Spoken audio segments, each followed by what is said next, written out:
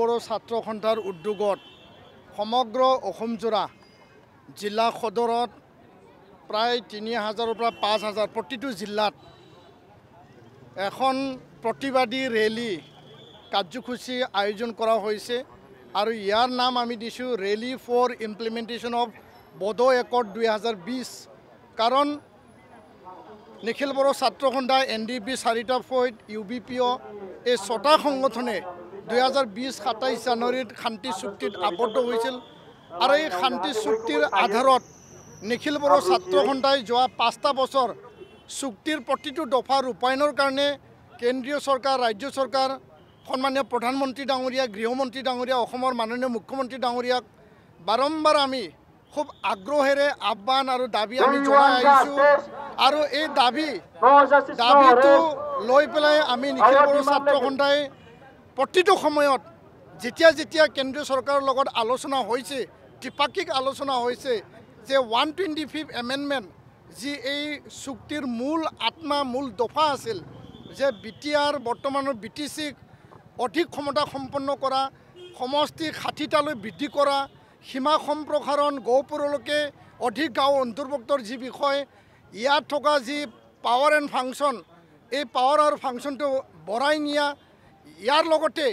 কেন্দ্ৰীয় চৰকাৰৰ পৰা পোনপটীয়া আৰ্টিকেল 280ৰ দ্বাৰা পুঁজি প্ৰদান কৰা BTC BTRলৈ সেই বিষয়টো আমি দাবী জনাই আহিছিলোঁ আৰু এইটোৰ কাৰণে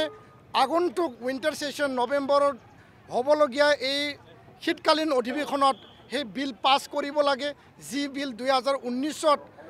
ৰাজ্যসভাত টেবল কৰা হৈছিল এই বিল পাছ কৰিব লাগে Bodo Kachari welfare autonomous council পূৰ্ণাংগ মৰ্যাদা প্ৰদান কৰিব লাগে গোৱালপাৰা সাউথ কামৰূপ আৰু মৰিগাঁৱত গাঁও অন্তৰ্ভুক্ত কৰিব লাগে কাৰ্বি আংলঙত থকা বড়ো কছাৰী লোকসকলক ST হিলৰ মৰ্যাদা প্ৰদান কৰিব লাগে NDP সকল যিসকলে জেলত আছে CBIৰ মানে স্পেচিয়েল কোৰ্টৰ দ্বাৰা আৰু লগতে যিসকলৰ কেছ এতিয়াও পেণ্ডিং আছে তেওঁলোকক মুকলি আকাশত আনিব লাগে বিদ্যালয় প্ৰাধিকৰণৰ বিষয় আৰু যি আমাৰ যিবিলাক আন্তঃগাঁথনি উন্নয়নৰ কাৰণে 1500 কোটি টকা দিয়া হৈছিল এই প্ৰতিটো যি উন্নয়ন বা ইনফ্ৰাষ্ট্ৰাকচাৰ অনুষ্ঠান প্ৰতিষ্ঠান ইয়াত কাৰ্যকৰী কৰিব লাগে প্ৰতিষ্ঠা কৰিব লাগে আৰু এই বিষয়সমূহ লৈ পেলাই আজি নিখিল বড়ো ছাত্ৰ সন্থাই প্ৰায় 10টা মানে দাবী সন্মিলিত এটা স্মাৰকপত্ৰ এটা ৰিমাইণ্ডাৰ আমি DCৰ জৰিয়তে সন্মানীয় গৃহমন্ত্ৰী ডাঙৰীয়া সন্মানীয় মুখ্যমন্ত্ৰী ডাঙৰীয়াক আমি প্ৰেৰণ কৰিম আৰু এই কথাটো আমি উপলব্ধি কৰিছোঁ যে চুক্তি কৰাৰ সময়ত যি ধৰণে বড়ো চুক্তি বড়ো শান্তি চুক্তিক আগ ধৰি পেলাই আলফা চুক্তি আদিবাসী চুক্তি কাৰ্বি চুক্তি ডিমাচা চুক্তি NLFT চুক্তি ATTF চুক্তি মণিপুৰৰ চুক্তি আৰু লগতে ইয়াত সকলো চুক্তিবিলাক মানে সশস্ত্ৰ গোটৰ লগত মানে প্ৰশস্ত হ'ল চুক্তি কৰা হ'ল আজি চুক্তি ৰূপায়ণৰ ক্ষেত্ৰত কেন্দ্ৰীয় চৰকাৰে কিয় প্ৰতাৰণা কৰিব বিচাৰে তেওঁলোকে আমাক প্ৰতাৰণাৰ দিশত লৈ যাব বিচাৰিছে নেকি আৰু ইয়াৰ কাৰণে আমাৰ এতিয়াও বিশ্বাস আছে কেন্দ্ৰীয় গৃহমন্ত্ৰী ডাঙৰীয়ালৈ প্ৰধানমন্ত্ৰী ডাঙৰীয়ালৈ আমাৰ আন্তৰিক এটা বিশ্বাস সদায় আছে থাকিব কিন্তু প্ৰতাৰণাৰ দিশলৈ যাতে কেন্দ্ৰীয় চৰকাৰে নিনিয়ে অসমৰ মুখ্যমন্ত্ৰী ডাঙৰীয়া চুক্তিৰ সময়ত আমাক প্ৰতিশ্ৰুতি প্ৰদান কৰিছিল যে চুক্তিৰ প্ৰতিটো দফা আখৰে আখৰে কাৰ্যকৰী কৰা হ'ব